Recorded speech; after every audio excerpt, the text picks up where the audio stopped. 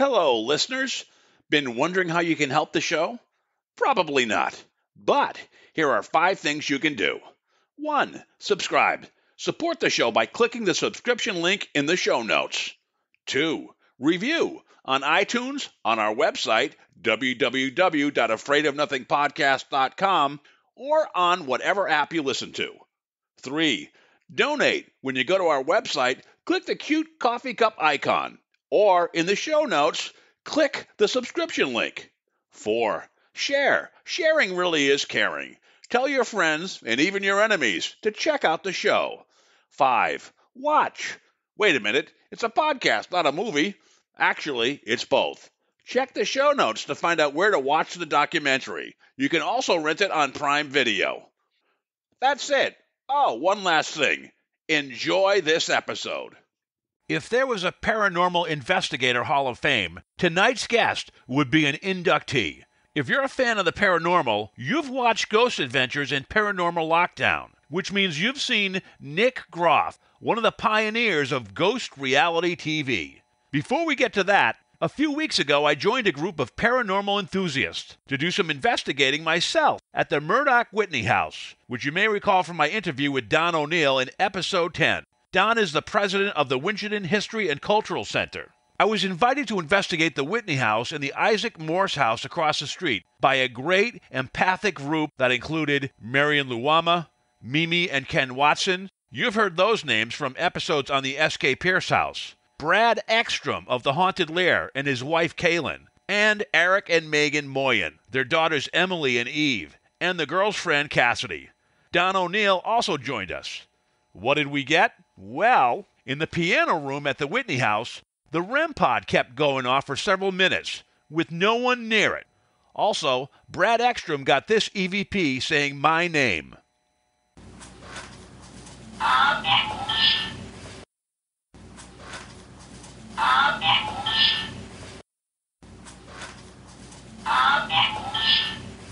And Marion Luwama hit the jackpot with these EVPs.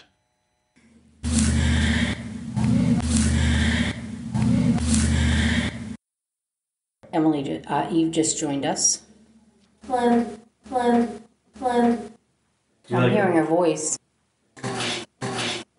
No, Yeah, something was literally just playing with the latch. Yeah, I saw that too. Nice. I mean, I heard it, I didn't see it.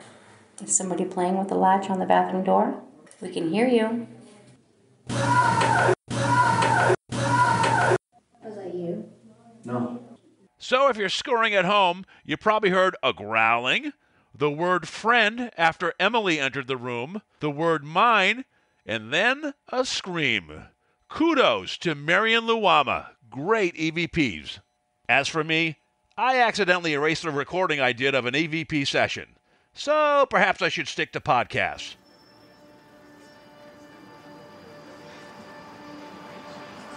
In a world where nothing is known, nothing is certain, reality is not real. Wake up! Be afraid of nothing. I'm Bob Heskey. Robert. The host with the ghost. This is my podcast, based on my paranormal documentary, Afraid of Nothing. Each episode, we talk to people who see life and the afterlife through a different lens. Join me. Who is this large man? And what's he doing in our bedroom? As we lift the veil and open our minds to see beyond our eyes lie. This is Afraid of Nothing.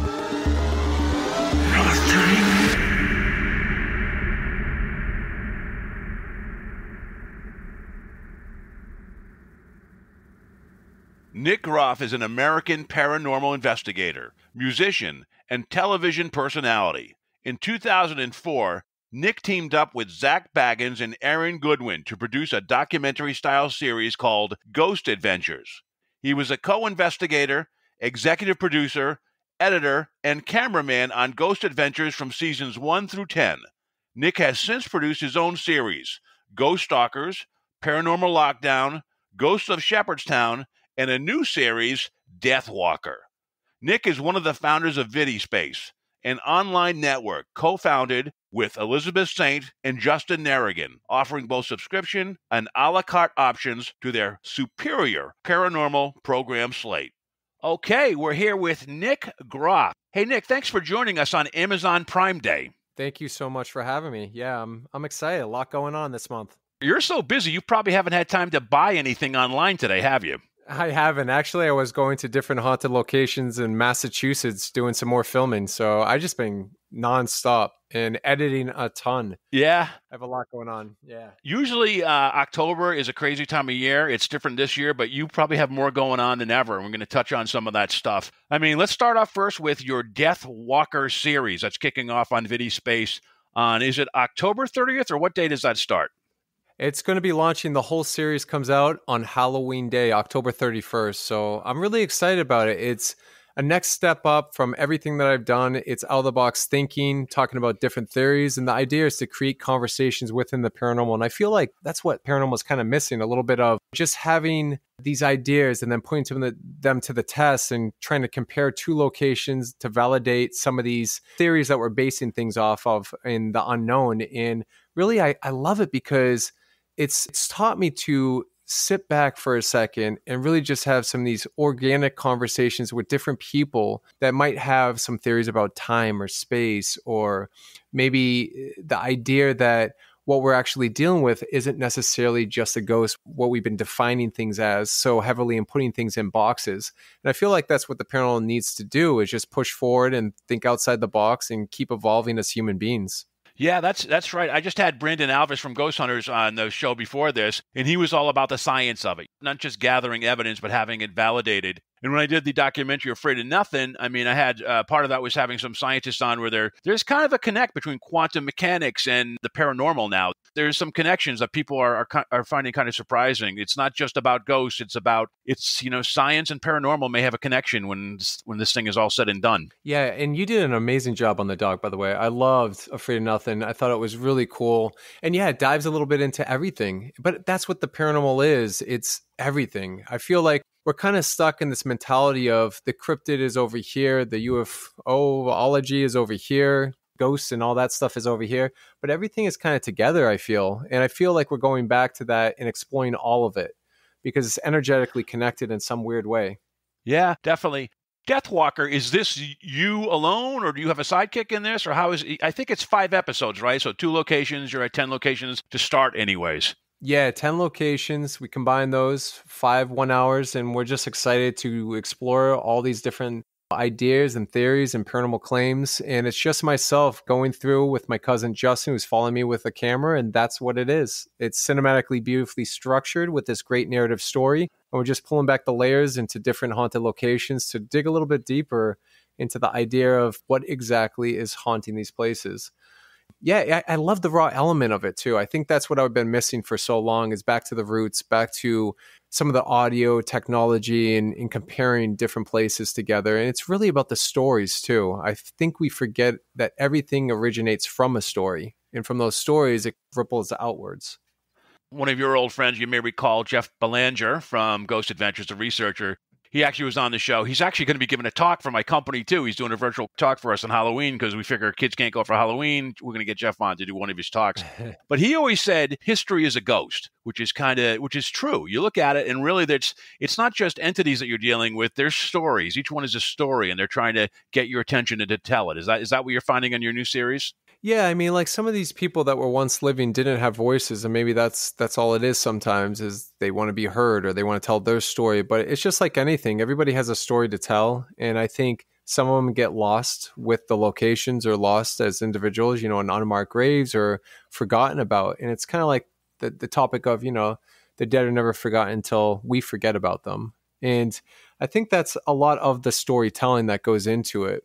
For example, we go to a location called Brushy Mountain Prison, and we compare Madison Seminary together. And it's really interesting. We were in the solitary confinement of Brushy Mountain Prison, and what I thought I was communicating, which 10 years ago, I probably thought it was like a ghost or someone died here and it's Joe Smith who was here and locked up. And here's the fact on that person who died here. But if you think about it, what happens if we're dealing with this bend in time where we're there in the reality of the present time and I'm communicating and we can have this technology that we can hear intelligent responses and we're deciphering these words coming through and we're saying, okay, is this something or somebody manipulating this technology to communicate with us from the other side? And if that's true, then what happens if we're not just talking to a ghost? What happens if we're talking to somebody from the 1800s that's actually alive right now in the 1800s, put in solitary confinement, locked down there for months, losing all of its vulnerability to all the senses that we're used to, and able to tap into that extra sense? That person can hear us, we can hear them through the technology, and that's how we're talking to one another. I don't know, it's just strange when you start to kind of go down the rabbit hole a little bit and dive into different theories and ideas.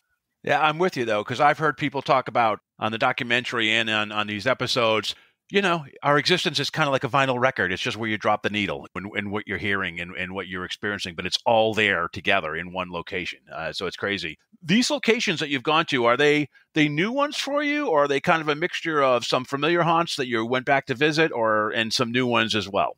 Yeah, I mean, we're already talking about making more in, just with the success so far of everything going on. But I think the idea is I want to go back to some locations that I've investigated for over a decade, places like Bobby Mackey's Music World in Wilder, Kentucky, and the Washoe Club in Virginia City, Nevada. And it's just like an interesting part of my life where it's not just going back and being redundant, but it's going back and learning new things, evolving as a human being, picking up the pieces where I left off and trying to like collectively come together to find new evidence or document new findings.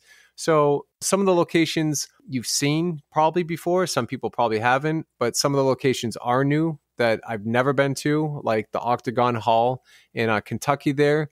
It's amazing location. It has so much paranormal accounts and history and UFO encounters. And we actually experienced when we were standing out there, my cousin, Justin, myself, and this other guy that we were talking to, and he's been coming there for 7 years, and we were standing there and all this sudden this huge sphere, which looked like a small UFO spaceship that was transparent, just bleeps into the atmosphere right above the building, is hovering there. You could see the hawks flying below it and stuff like that. And then all of a sudden we're looking at each other going, do you see what we're seeing? And we had a drone on the ground. I'm like, get the drone up there, aim the camera towards that thing, and we're trying to do that. And I swear it hurt us because instantly it just moves sideways down and it goes woof, takes off and just flies away. And it was insane. We all knew what we saw and stuff like that. When you least expect it, or you're kind of going on the journey. And, for 11 days, Justin and myself were just on the road in our little rental car going up to all these haunted locations. It was amazing. Amazing. Now, is Justin there again, one of your co-founders of VidiSpace, or is this a different? Yep. He is. Okay, cool. Let's talk about VidiSpace real quickly, then we'll go to the other stuff. So VidiSpace was co-founded by you, Elizabeth Saint from Ghost of Shepherdstown, and Justin. You want to talk about how you guys came up with that idea? For a long time, I've obviously came from the background of filmmaking and making my documentary back in, I started 2004, 2005, Ghost Adventures, and I created that. And that became something I never thought it would, a phenomenon. And basically 10 episodes later, Justin and I went on to do Paranormal Lockdown, Ghost Stalkers. I did Ghost of Shepherdstown. And I was just at a point where it's weird. It's like I've always been driven on passion in the projects first. And if everything else hits second, great. You know what I mean? But I'm in the belief of if I'm not happy and I'm not passionate with what I'm doing, then what's the point? Because everything becomes redundant. And it doesn't matter how much money in the world you could pay me. I'd rather be happy than not. I'm not about materialistic things. I'm about putting a crazy impact on this world in an interesting way. So when I'm gone someday and my kids come behind me and so on and so forth, that's the ripple effect I leave behind. So we were at a point of just sick and tired of pitching just different ideas and concepts when we knew they were good, going out and wasting so much time and effort on sizzle reels to present those, to turn those into something. Like, it took me a long time to get Paranormal Lockdown off the ground. It just didn't happen overnight. It took me a long time to get Ghost Adventures off the ground. That didn't happen overnight. And it's like all these things are very difficult. And I get it. Like some of them are driven on like corporate industries and stuff like that. And everyone wants to have their voice on that. And everyone wants to have a job because of that. But I mean, come on, like there's stuff I know what we're good at and I know what we present and bring. I think we were just done with that. And we wanted to create a streaming platform where it's for the independent artists, people that don't have that opportunity, don't have that next step. So we can stream it out to the world, to different territories throughout the world with countries and stuff that just don't get the access to that. And, you know, the internet's a big thing. I think streaming is the future of everything. Kind of like when tapes were, when CDs came along and then the internet came along, you know, it's the same scenario that's happening. It's just a matter of time. Just ask Disney, right? Was not announced about Disney that they Right, exactly. So definitely you're ahead of it. Well, I will tell you, as an independent filmmaker, I made a drama before and I dealt with a distributor and didn't have a great experience. Jeff Belanger actually introduced me via email to you and Elizabeth. And what excited me was your passion, the platform, in that it was all paranormal. And I love some of the program you had it on it. Small Town Monsters, I think, is a production company that has a lot of great documentaries as well. And I was really drawn to it. I was glad I could find a place for my documentary. And I really encourage anybody listening who's looking for that one sweet spot. For horror, it's like Shudder, right? Like on Amazon Prime. But if you're looking for a paranormal, I think that's kind of unique and fresh and diverse and evolving like you are as a paranormal investigator, VidiSpace is the place to go. Yeah, it's cool. It's really turned into something special. Obviously, Elizabeth has worked hard with putting the nuts and bolts together and really driving all that force behind VidiSpace. I just love bringing people together and collabing on different projects. And it's really turned out to be something great. And it's growing rapidly now. And we're excited. Now Deathwalker is coming out. And I'm excited about that. We have The Conjuring, where it's the Seance Revisited live that's happening at the Conjuring House there, coming out on October 30th and the 31st. So we're just excited about all the stuff coming out. And we did this really cool thing too. Elizabeth directed and produced Shocktober, which is at a real haunted location, but they transformed it into a haunted house experience and filmed it. And pretty much I was one of the guests, myself and Nikki Blonsky. We walked through and you get to see us kind of go through this interesting storyline. So it's cool. We have a lot of stuff that is hitting right now. And I think that's what it's about, driving really interesting, unique content for everybody worldwide who can access it and do it for half the budget. That's what's crazy. Shocktober is for a good cause too. Wasn't it something that can you talk about the good cause that Shocktober is for? Yeah, great individuals, great foundation, charity for disability. And I love what they're doing there. They're just really nice people. And just everybody there was wonderful to work with. It's my second time there. And I love everything that's happening there. And so, Nick, can you remind me again, what do all the proceeds benefit for Shocktober? Yeah, so it's a great foundation, you know, is for people that have disabilities. All the proceeds benefit the Ark of Loudoun. And it's a great foundation founded in 1967.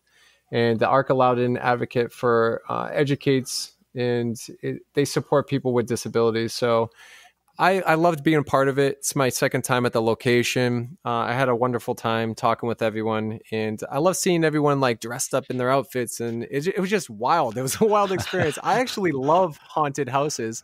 You know, a lot of people think just because I'm traveling, going to like real haunted locations and living there or exploring them. I actually love Halloween. I love October. It's my favorite time of the year. And I really like going on like a haunted hayride where people are jumping out, or like a haunted house where, I don't know, crazy stuff has happened. I get thrilled by it and it's so much fun.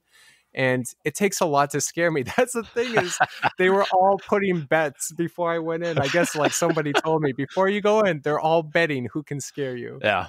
So it was a good time. Well, that all sounds great about VidiSpace, Nick. Is there like a special discount code for October that you can offer our listeners? There is, just for this month alone. If you go and sign up right now on VidiSpace, 14-day free trial, cancel anytime, use coupon code Feartober. That's all capital, FEARTOBER, all capital words, Feartober, for 50% off your first 12-month subscription. Oh, that's sweet. It's a huge discount. That's great, especially with all the stuff you have going. Let's transition into we've talked about Deathwalker. We've talked about Shocktober. Let's talk about the Conjuring House. Let's talk about that event that's coming up. I'm so excited. It's a Seance Revisited at the farm on Round Top Road. It's the house that inspired the Conjuring film. And it's so interesting. So we're going live October 30th. And what's cool about it, it's the same night that Ed and Lorraine Warren did their seance back in 1973. Wow. And in 1973, that would be 47 years later. Here we are doing the same seance in the same room on the same night it's the same exact moon too. And it's one of the most terrifying seances that they've ever done. So I have some great people coming in. I have Megan, who is unbelievable with what she does and her abilities. And she's going to be doing a ritual, open up the doorways to the spirit world. We're going to be building towards this seance, investigating with my good friends like Dan Class, the Kirklands. I got Corey and Jen, who are the owners of the location. We'll be talking with them. And also, I'm really excited because we have Larry and Deb coming in too. And they're amazing. I don't know if you know Larry and Deb Elward, but they're incredible, and we'll have them there as guests too. And also John and Joe will be helping out. And my good friend Josh from Exploring with Josh, he has a great YouTube channel. Yeah, he does. And John is John Huntington, right? He's the EVP guy. He's really good. Yeah, he's living there. Yeah, I mean, he's living there. He knows everything about it, and he knows the ins and outs. So he's a great asset to have at our side. We have an unbelievable team put together, and my cousin Justin will be running the camera. And we have a ton of static cameras mounted throughout the whole location. You can get tickets right now. It's only $5. So October 29th, we're going live, and 24/7 access to the live feed from October 29th all the way to midnight. That would be leading into November 1st, so which is Halloween night. You will see the live feed. So on October 30th, that's when we come in from 6 to 9 p.m. Eastern time. You'll see us live wherever you are in the world. You'll be able to stream this. You can put it on your TV. You can cast it to your TV, your iPhones, your Androids. If you have Roku, download the VideoSpace app, put it on your TV or Amazon Fire TV. I mean, pretty much you can get it anywhere. And we're just excited to get this out to the world and really come together as a team and collectively try to gather new evidence. And what's crazy is over the weekend, I've been filming there at the Conjuring House, and we discovered something new. And there's been stories about soldiers being buried in the walls or in the backyard, and just the mystery. You know, there's so much mystery and legends, just folklore revolving around this location. So we're excited because I brought in my good friend, Bob. He's really great at ground penetrating radar. He's the bone finder, and he's just awesome. So we came in, we started scanning the property, and we have some interesting things that we discovered. So stay tuned. Promo is dropping, so you can kind of get a taste of what's to come. Hello, listeners. I want to play a game. But first, a disturbing interruption to our podcast. Whoa, you must be the new roommate. What's your name? Annabelle. Hi, Annabelle. What are you doing on my Allswell mattress? I need to possess it. Yeah, hey, look, I get it. Allswell mattresses are the best. Its hybrid mattress technology gives you the comfort of memory foam with the support of individually wrapped coils, all at a really great price. Allswell. Yeah, you got it. You can even try it for 100 nights, risk-free. And if you're not satisfied with the sleep that you're getting, simply ship it back. Plus, every Allswell mattress comes with a 10-year limited warranty. So if you ever have any problems, you don't have to worry about being stuck in bed hell. There's only one problem. You need to get your own. Oh, and you get free shipping on your first Allswell mattress simply by following the link in the show notes. It helps support the podcast. Never be afraid of a good night's sleep. All's well.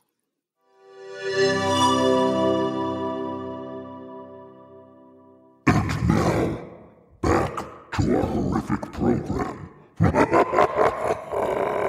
Yeah, that's a super sweet deal, $5. And if you're going to watch any night, it would be Friday, October 30th. I think there's a 3-hour live stream event where you're doing an investigation and the seance. And we all know, as you just mentioned, that first seance didn't end very well. So hopefully this one is a little more peaceful. Hopefully we can get some answers. I think it's all about communicating with the entity or whatever is there.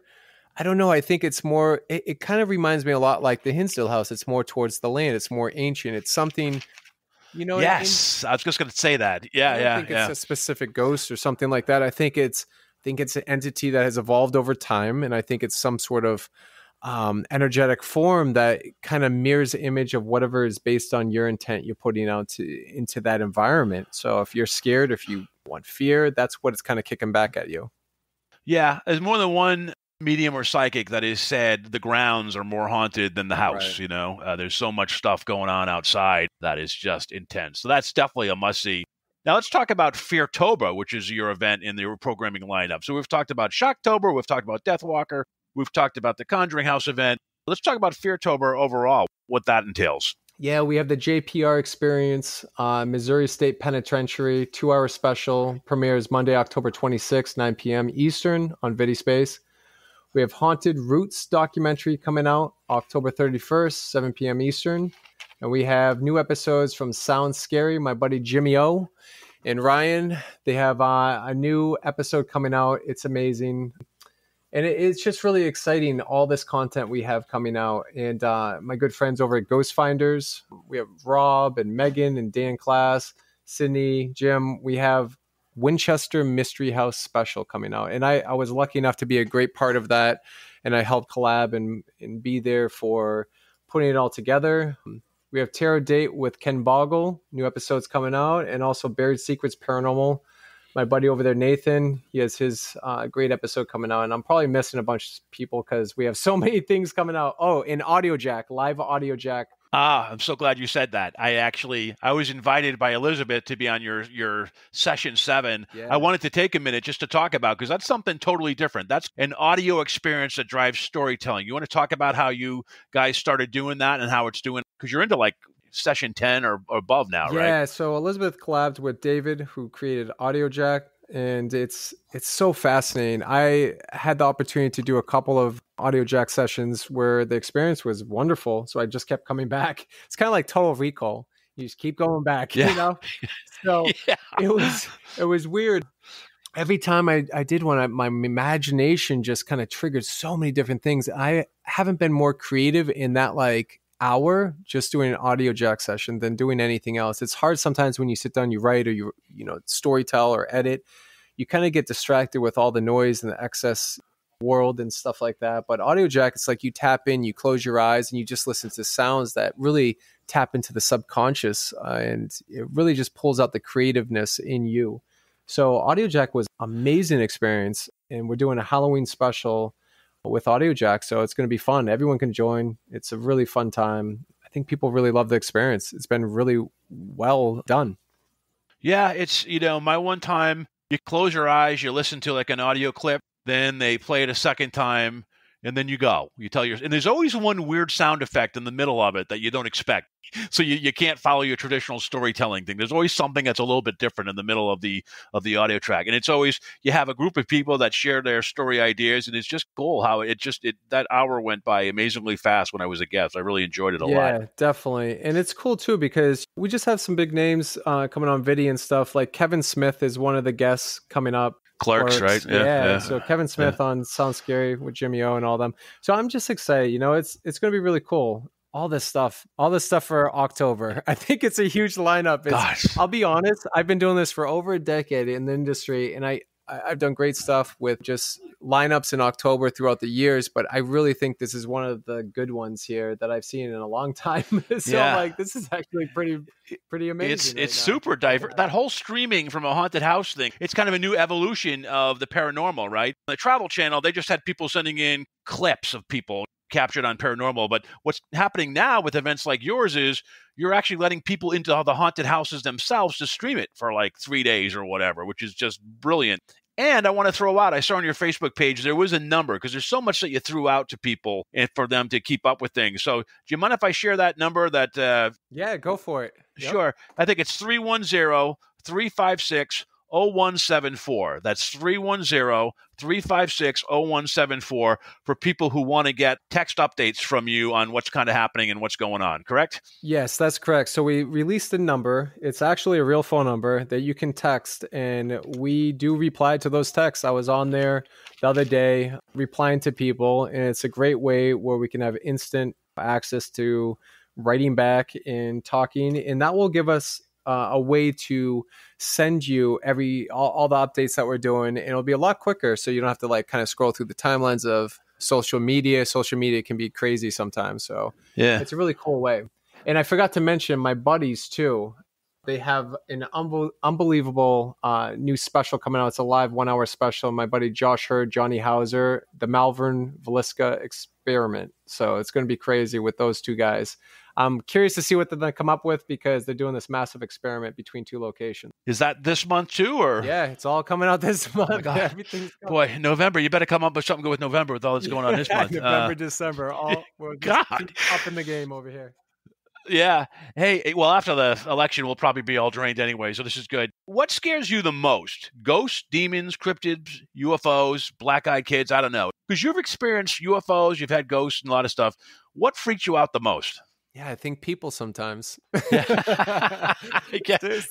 It's like, I don't know. I think, it takes a lot to scare me, but I've been doing this for a really long time. I've been to some of the most sinister locations, crazy backstories and stuff like that. I've lived on them. I slept in morgues. I've been through tunnel systems. I've had weird experiences that I can't explain. And I'm a very logical thinker. And I just think that at this point in my life, I still get nervous. Negative energies at locations that affect my psyche and my body, that confuse me. I don't know. It's just weird to me. It kind of makes me a little nervous. I always refer back to the Exorcist film, even though we know that was kind of blown up for Hollywood, but it was portrayed for something really that happened. Obviously, that knowing something like that is a possibility, I guess. It kind of scares me a little bit, knowing that maybe a negative energy could overtake my own body and willpower to wreak havoc on my life. I don't know. That kind of makes me a little nervous. But I've always been intrigued by extraterrestrials in space and UFOs. I really want to see what else is out there with that. That's kind of how I got my involvement in all of this. As a young age, I wanted to go to Area 51. I listened to Art Bell on my little boombox, and I took a trip out to Rachel, Nevada to get as close as I could to Area 51. And I used to talk to my sister's godparents about their father building the hangars out there and just different things that was going on. And I'm always looking up at the stars, wondering what else is beyond our galaxy, what other planets, what other life form. And I think that really interests me more than anything is what's beyond what the scope that we see right now and what we can't comprehend, because we have one of the most powerful things in the world, our brain, but we don't use it to its full potential. So I'm really curious to know what is beyond than just this. Yeah, definitely. I mean, you mentioned Nevada. You were born in California, but you were raised in New England. And then you spent some time in Nevada, I think, in your college years. And that's actually where you met Zach Bagans, which is kind of an interesting story, right? He was your DJ at your wedding. Is that true? Yeah. Yeah. So when I was married way back then, it was interesting because I found his website. It was like Vegas Voltage or something back then. And it was just interesting how we came about to know each other. And yeah, he was a wedding DJ. And basically I started talking about films and stuff, and he did. And I was putting together a bunch of projects and everything that I was working on back then. I knew Aaron for a long time. He snuck into one of my college classes. I was attending UNLV, University of Nevada, Las Vegas. Yeah. Oh, God, graduated cool. there. And that was the reason I moved to Las Vegas in 99. Graduated in 2004, met Aaron in like 2001, I think. And we were just working on tons of stuff together. And what was your major? What were you majoring in? Film. Film. So Okay, I graduated cool. with high honors in film. Yeah. And I don't know. I worked with my film instructor on a bunch of stuff. I made my first movie, Malevolence, in 2004. I went to Cinevegas Film Festival when Dennis Hopper was alive and running that. It actually screened next to the movie Napoleon Dynamite when no one even knew what that film was. Awesome. Yeah, I remember seeing it in the theater at the Palms Hotel there in Vegas, and everyone's like, "Oh, this movie's dumb." And I'm like, "This movie is genius." Yeah, absolutely. Then I became huge. It was awesome. But I was so excited about that film festival because. Not because my film got accepted and played there, but also it was one of the greatest lineups for that film festival that I've ever seen. David Lynch was there with Dennis Hopper, and they played Blue Velvet. Oh my God! They also played on the big screen Eraserhead. Oh. Like if no one's ever seen Eraserhead, that's like film at its finest back then. And listening to David Lynch talk, it was funny story. We got up because we had to leave because they were going over in their Q&A, and I really want to see Mike Takahashi's Gozu that just came out. It was screening next door in the next theater. And we're like, man, we're going to miss it. It was running like 10 minutes over. I'm like, all right, we got to get up and leave. And everyone's listening patiently. And my cousin Justin and I, we get up and we're leaving. We're walking out. And David Lynch goes, are we not interesting enough for you?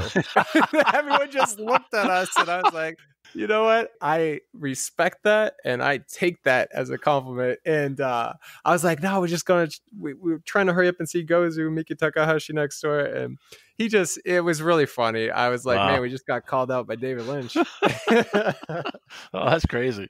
Yeah, that sounds like a crazy time having Zach Bagans be your DJ and then going to do that. How did you and Zach Bagans start up a conversation about ghosts at your wedding? Was it just kind of like, did it just, you took a break from dancing or something, or what? How did they just No, it was nothing like that. Basically, so, long story short, that happened. I'm talking like months later. Basically, I said, I need someone else to shoot a second camera. And at the time, I was doing a ton of production work. I had my own camera and I was working for companies and I was shooting a bunch of wedding videos, and I actually hired him to shoot second camera and stuff for me.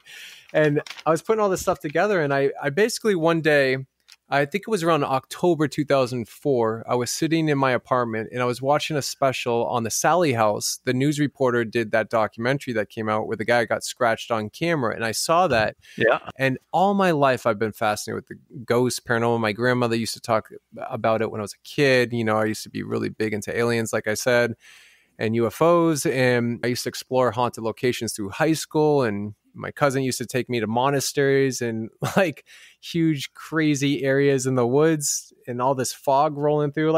We used to do that stuff all the time, exploring different places. So one day I was watching that Sally House special and I said, I want to go see if ghosts really exist. That was me back when I was 24 years old, and I said, you know what? I have a camera. I know how to push the red button on the camera. I have some mini DV tapes. I have no money, but I'm excited to get out there. I'll pick up another job at CompUSA, which I did, selling electronics. And then basically I call Zach up and I said, hey man, let's go look for ghosts. What do you think about it? And the thing is not a lot of people know that I actually took a spring break trip a couple years prior to doing this, calling him up. And I went up to all the locations. I went up to Virginia City, Nevada. I drove all the way up there. I checked out the town of Rachel. I went to Area 51 as close as I could get, obviously. Went to Tonopah, drove through Goldfield. And I just remember walking on the boardwalk saying, this is an amazing place. So years later, here we are. And I said, let's take a drive up to all these haunted mine towns and let's just film everything. I'm like, we're going to need one more camera. If it's like you and me, we're filming everything. Let's go out there and explore. He got really excited based on my passion, and he started telling me a story how he had an experience back in Michigan and stuff. And I said, cool, I got the perfect guy. He's funny. He's a good camera guy. He's great. A good friend of mine. And then that's how I introduced Aaron to him. And that was that. We got in his little Scion back then, and we drove up to all the haunted locations and just started filming everything. We had tons and tons of mini DV tapes back then. And it was weird. I started molding it together and I said, wow, there's something special here based on some of the evidence we got. And I didn't know what the heck we were doing, to be honest with you. I didn't even know what a documentary was back then, like putting one together or putting a narrative with a story. And I just started molding it and I started just driving it. And then my buddy who made my other film, he could, compose music. So I had him layer some weird music down to add to like all the elements. And I just started telling a story based around evidence that we collected that I thought was pretty incredible. And then the news got a hold of it. That happened. And I said, man, I want everybody to see this in the world. So I actually got one of those stupid Hollywood agency books back then. Remember those things? Oh, like a directory of all the people. You should, you should charge an arm and a leg for that. Yeah. Yeah. They're like no good, right? You pay like $40 and you're like, what the heck? It's like a phone book of nobody that'll talk to you. Yeah. So that was me. That was me 100 calls later. No joke. 100 calls later, I got really good at being like, hey, you got to check out this documentary. It's amazing. It's called Ghost Adventures, and this is what it is, and blah, blah, blah. And I go on until they would be like, all right, sounds good. Just send it to us from your agent or your lawyer. We can't take unsolicited material. I was like, what? Yeah. Well, that's why I'm calling you. I'm like, that's why I'm calling you. So I got hung up on, or I got told that. And, it was funny, but it was like, I'm just a passionate individual and I pretty much go the distance and try my best until like all fails, right? So I got that one person to be like, all right, just send it to me. And I'm like, no, I'm not sending it to you. I will drive it to you and I will put it in your DVD player and I will show it to you in person. So I convinced him and he allowed us. And that was just a weird situation. It was like Mulholland Drive. I drove there the next day. I had to convince Zach to go and all that stuff.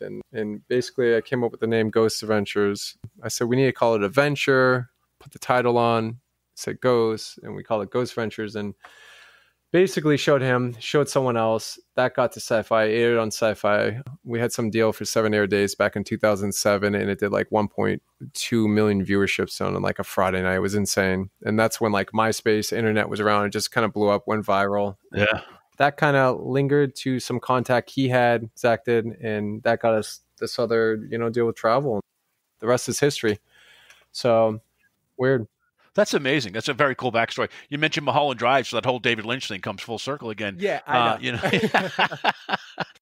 Your IMDb bio, which is very cool, by the way, mentions a couple of cool things about you. It says one thing, that you had some inexplicable experiences within your home and family in New England. Yeah. Anything you can talk about, or? Yeah, when first marriage and stuff like that, when I was together way back then, our old house, I believe, was haunted, and I think it always goes back to like the Hinsdale house, some lingering stuff or whatever, but I still think it was just a bizarre scenario. I'm capturing some weird mist and some indication of like some of the evidence leading to some other location in England, Pontefract, 30 East Drive, and that kind of came full circle back to the Hinsdale.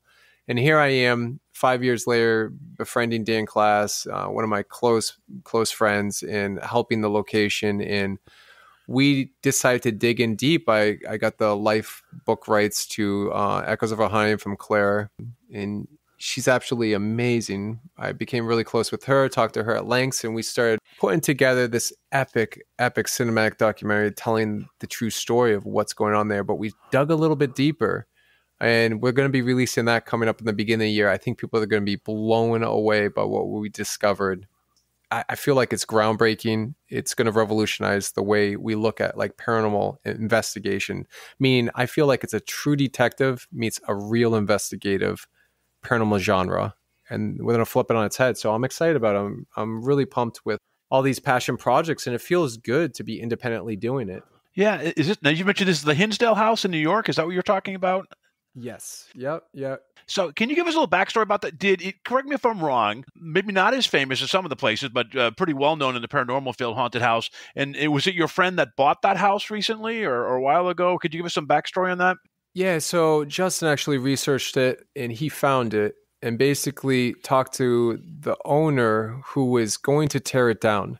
And we convinced him to keep it for a month. And then that's when Dan happened to come along, Dan Class, and he purchased the house and took it from that previous owner. And then basically we were the first ones allowed to go there and investigate it for Paranormal Lockdown, which was our first episode there.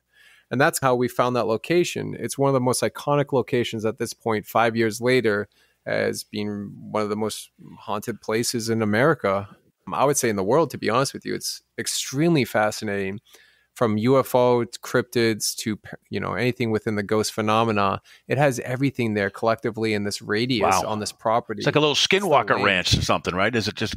Totally. Yeah, it's bizarre. It's really bizarre. I think it goes a little bit deeper. Like, I don't know. Native Americans been going up to the property for every 20 years, suppressing some sort of entity. There's some vortex on these type of places like that. There's a couple places that it's weird. It's like the weird energy field or something. I don't know.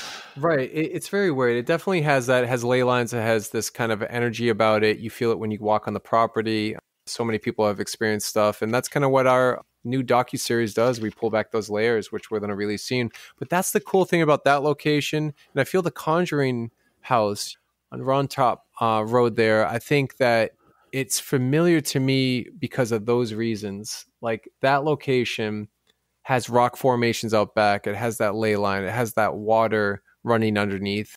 The location has an energy about it. It's the property. It's not just the house. Yeah. But it holds all that. I don't know, all these mysteries and weirdness, and it has UFO and ghosts and stuff. It's also creepy in the basement, Nick, all those snake skins that you see shedded. Just like, what? Those little snakes are weird, too. You ever be out there in like spring when they're like coming out of the ground and stuff, the little snakes? Yeah, you see a lot of skins shedded, snake skins shedded in the basement, and yeah, I would believe in the ground outside, coming out of the walls and then going into that big area in the back. Yeah, it's a weird location. I don't know. I'm excited for the live. I think it's going to be incredible. All the great people coming together so we can kind of dig a little bit deeper, try to make contact with this entity that's there, and really just revisit the seance that took place in 1973. And here we are 47 years later, still fascinated with whatever is here. I mean, that's the weird part about this is like if time doesn't exist and we create this time, right? Yeah. Where we're born into this world, we go through this middle part and we die. But why are we still probing into the unknown? Because that's the mystery at some of these locations like this in Hinsdale, in The Conjuring, and so on. So I'm excited. Yeah, the whole time thing blows my mind. If you think about it, in all of reality, the 14 plus billion years since the Big Bang, in all of time, you and I are talking right now, and it's mind blowing that would happen, that could be possible. It's so minuscule. It's that the probability that we'd be alive here talking right now in all of time, in all of space, and all of everything. It doesn't make sense. That's why I subscribe to the vinyl record thing. You drop a needle and that's where you're at, but there's more out there that you're not picking up. Yeah, we'd be naive to think that we're the only life form just in general out there beyond the universes, the infinity of stars. And there has to be an ending to something. If we look out there and we say, wow, it's endless, billions of light years away, and so on and so forth, but we're discovering new universes that look like our universe, that looks like planets that have water, that possibly have life form. I mean, we know that for bacteria or whatever comes on comets and so on, and asteroids and whatever that we've discovered already, even probing around on Mars. Eventually, with enough technology to try to, I think, bend time. I think that's what a lot of the UFO experiences are too, is some of these man-operated drones that are robotically bleeping back into our atmosphere and then disappearing too. I think that's what we're experiencing a lot of the times. It's not just like, oh, there's aliens in that little spaceship. I think those are probably drones in the future, just time traveling back, and they figured it out, or we figured it out, or stuff has evolved. Who knows? It's like Interstellar. Yeah. Like that movie with Matthew McConaughey, Fifth Dimension. There's a documentary coming out called The Phenomenon. Have you heard of that? I haven't yet, no. It's actually a documentary coming out like next month. It's got this mind-blowing real government stuff that's being brought out. Just like they had the Tic Tac UFOs with the Navy, I guess. There's this documentary coming out next month called The Phenomenon that's supposed to be addressing some of the stuff that was not disclosed before. So not on VideoSpace, unfortunately, but it is something to check out. I want to see it. Hey, I wanted to ask you just a couple more questions, if you don't mind. You had an experience, first of all, you had a near-death experience at one point. Do you mind telling us about that and how that affected your belief system at the time? I was age 8. I was waiting for my sister to get out of swimming. My mom was reading her book about 100 yards away from me. And I was that hyperactive kid, decided to climb a tree for some weird reason. Kind of dumb. Now I look at it. And I reached out to the branch, and the branch broke. And I realized I was underneath a cyclone fence with those wires sticking straight up, and it shredded my left arm to the bone. Oh, God. I hit the ground, and I stood up from being in shock. And I said, Mom, I love you. And she looks up as I collapse to the ground. I black out. Now, what I recall is my eyes opening and seeing all these faces looking down at me, huddled around me, just close together, staring down at me. And then I closed my eyes again. And then suddenly I was in the ambulance, and then I went into shock again. Then I was in the hospital and saw my sister crying with my dad. And I looked over, and they're repairing my left arm, like 100 stitches, like 10 shots. And it was insane. The doctor said I pretty much had a near-death experience, half inch off my artery. And if it wasn't for my mom's quick thinking, from her being, working in the nurse and all that stuff back in the day, I would have died pretty much because I was bleeding out. It was so close to losing all that. So what's strange is years later, once I started diving really deep into the paranormal, I asked my mom, I was like, I still recall like all these faces looking down at me. And she's like, that never happened. There wasn't faces looking at you. She said, I picked you up. My mom instincts went into motion, like how a mom picks a car up. I was a big kid too back then. I was a swimmer. So she's just like short little Italian lady, and she's the most amazing person in the world. And she just like literally ripped her shirt off, tied my arm up. And she's like, I could see the bone, everything hanging out. And I just I went into crazy mom mode and ran me inside. And she's like, there was only like 2 of us or 3 of us. And I was scrambling to call the police. And one person was talking to you while you were like blacked out. And that's kind of what happened. So I don't know. I mean, was that an experience that I had from maybe relatives or people or crossing over? I really don't know, but it's really stuck with me. And a couple years later, I had a weird experience after that where things felt different. I remember walking up into my house before my mom got home from school, and I saw the shadow man just standing in the we had this like dining room. When I go in the kitchen, turn the corner in this dining room, there was this sliding glass door and there's this like shadow man standing there. It scared the crap out of me. I ran out of the house into my neighbor's yard, and then a couple of minutes later, my mom drove up and I went in and I was looking everywhere. I didn't know if it was somebody trying to break in. I didn't know if what I experienced was something legit or was it me being scared, my imagination or whatever. And those are the things that stuck with me, until 2009. When I was at Linda Vista Hospital in East LA, and I was going to ask you about that. That's a good lead in because I was going to ask about when you got older, your most significant event. Cool, that's the lead in. Yeah, and this is what happened. I mean, all these things kind of paved the way for me to, I don't know, just grow through these experiences, evolve as a human being, but like try to understand it better. And I've always been, I don't know, sensitive to energies and certain things, and empathic to people's like, I don't know, auras or whatever you want to call it. And I just kind of went through life like that, kind of not knowing, not aware as much, an antenna on a TV trying to tune in that picture.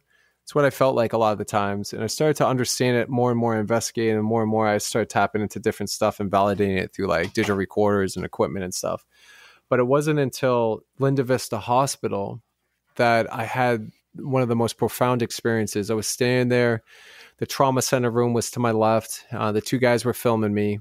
And I turned and I looked, and there was a woman standing 2 feet in front of my face wearing a hospital gown that had little flower patterns on it. Her face was white, short, this kind of like, I don't know, this weird black hair drooping down. And she was like reaching out to me, and it scared me. I mean, like I jumped back. I thought it was somebody snuck in. I didn't know what was happening. And I jumped back. And what was strange is all the audio evidence we were getting with this female voice coming through at the similar time that happened. And plus it demagnetized time for us on the digital mini DV tapes and the cameras. So we lost time on our camera where you see me jump back, frozen in time. All of a sudden I'm in the hallway it picks up from. Like, it's weird. Like, there's no blackout moment. It just happens. Like, it glitches. And like, that's bizarre to me. I've never seen that happen with like mini DV tapes or whatever, kind of like demagnetizing. That experience right there, I think, was so profound and so real. I knew what I saw. I knew I wasn't like my eyes playing tricks on me. I knew it was legit. That made me more obsessed with understanding how can a human form that's solid that I can be aware of, and that person or entity or whatever manifested can see me and I can see her in that split second before obviously I got scared. I wish I would have held my ground, but I'm telling you, anybody that's in darkness in a hospital at 4 a.m. in the morning, look to your left, look back, look to your left, and there's someone there, you're going to jump. I don't care who you are. Oh, God, yeah. So what was it like physically seeing a ghost? I mean, you're there face to face. This thing recognized you. It's a full body apparition. It's not like a little orb or anything. How did it feel physically? Was your heart racing? Was there a chill? Were you just kind of in shock or disbelief? How did you feel when that happened? It was like Scooby-Doo, where the hair goes white and you freak out and you're just saying every word in the book, dictionary, and you just, I don't know. It was like a weird moment. My heart was racing. I jumped. I got super scared. I mean, you see my reaction. It's priceless. I kind of laugh at it now, years later. But it was like one of those moments that is just like super genuine, it happened. And I don't know. It just felt like a shock wave hit me. And I was like so startled. Like I just skied down Mount Everest or something wild. Yeah. Do you want it to happen again? Would you want that, or do you? I do. Yeah, I do. Okay. I even went back. So what was interesting about that experience is I became kind of like obsessed. So I had a sketch artist draw what I saw, and then I put it out there onto the internet. And then a lady reached out to me who used to be a nurse that worked there in the 1980s at Linda Vista Hospital, and she said that they would see the similar spirit, the similar lady, walking in that trauma center when it was in operation with the doctors working on patients, and they would tell her, please, you got to leave. You can't be in here. And she'd disappear. That validated it for me. Yeah. So we went back there, tried different things, but I didn't see her the second time I went back. And then I wanted to go back recently within the last 5 years, but now they've turned it in. They stopped people from doing that, and they turned it into a place for older folk to go and live out their lives, which is kind of strange. So Yeah, kind of odd. Yeah, yeah. God. So let's end on a little different note. You are a guy that does so many different things. You have a lot of passion, not just for the paranormal, but you also were a singer, a music producer, and you talked about being that little boy that shouldn't have climbed a tree. It seems like you never learned your lesson because in 2015, weren't you in the American Ninja competition or something? yeah, no, I mean, that's where all the thrills come from, the venture and stuff. Yeah, I'm that crazy guy who goes into morgue slabs and through cave systems and whatever I have to do to go exploring. But yeah, I just have a passion for the athletics too. You know, I try to balance my life with all this craziness to stay healthy and fit at the same time. So I was selected to be on American Ninja Warrior years ago and was on that and ran the course, and it was fun. And then I also created another ongoing series with Mike Couch from Lost Limbs Foundation called The Unlimited Journey, which is on VidiSpace right now.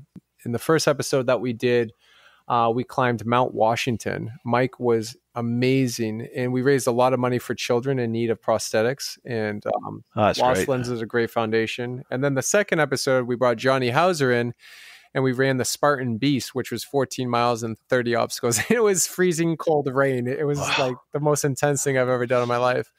So both of those episodes you can watch. It's for a great cause for kids. Support Lost Limbs Foundation, and I love doing it. It gives me a challenge. I need like those challenges so I can keep hitting it hard in the gym or keep balance with nutrition and fit, because when you travel, you go to these locations, I'm telling you, it like wears you down psychologically. You're just like rattled in the head from all this stuff and the traveling, the airplanes, the cars, and living at these locations or going through these bad environments. Forget the ghosts and the paranormal for a second. It's these environments are really terrible sometimes. So I think a lot of that, you have to stay healthy and fit so you can still maintain yourself as you get a little bit older and stuff. And man, I just love a challenge. We're going to do this challenge next. We were supposed to this spring do a third episode of Unlimited Journey where we swim across a 2-mile lake and climb this mountain in New Hampshire. But obviously we had to stop that because of the crazy world we're living in right now. But soon we're going to pick that up in the spring coming up. Well, good for you. I just, there's so much even on this episode. We're at an hour and there's just so much packed into it. Let's just end and just remind us again, a couple places where they can go. One, for the Conjuring, the Seance Revisited. Is there a website they go to buy tickets for that? Yeah, right now on my social media, on Instagram, there's a link up in my bio. On Facebook, there's also links. It's up there right now, and you can click on that link. It's a Seance Revisited, the farm on Round Top Road. It's the house that inspired the Conjuring film. October 29th to November 1st, live streaming 24/7. October 30th, you're going to see myself and some amazing guests come in and investigate this location and do a seance just like Ed and Lorraine Warren did 47 years earlier. So we're excited about this. And I think it's going to be a huge event. Anybody in the world can watch it, stream it, be a part of it, share it, and spread the word. And also Deathwalker. It launches Halloween Day in America. And stay tuned for your country. It's coming to you internationally very soon. And we'll be making those announcements. But everything's on my social media pages. And yeah, we're excited. So you look for Nick Roff, Groff, on Facebook. You're pretty much the first guy that'll come up, and also on Instagram. What about VidiSpace? Is it vidi.space or vidispace.com? What's the URL for that? Yeah, VIDI.SPACE. And you can go up there, and there's a great promotion code and everything going on right now. So Feartober, right? Feartober, you get 50% off. So take advantage of it. Cool. And that's the place where we're at. All right, my friend. Well, thank you so much, Nick. It was great talking to you. I know you have a lot going on every day, and especially this month. So I look forward to watching all this great stuff that you have, the programming. And I want to personally thank you and Elizabeth and your cousin for taking my documentary and put it on VidiSpace. I really appreciate it, and I'm glad to be part of your programming. Always. And thank you so much for all the support. And much love to everybody out there and positive vibes. And I love your documentary, man. I really do. I think you did an excellent job. Thank you. I can't wait to see what else you do. So thank you.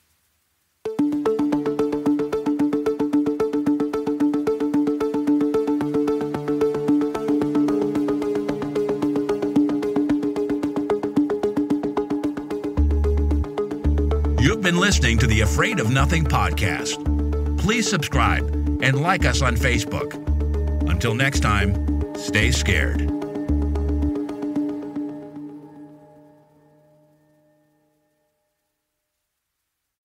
Hey, you're still here? Great. Then why not listen to another episode? Visit afraidofnothingpodcast.com to peruse all the shows. That's afraidofnothingpodcast.com. And while you're there, click the coffee cup icon to buy me a coffee and leave a review. I'll give you a shout out in an upcoming episode, and the world will know how swell you are.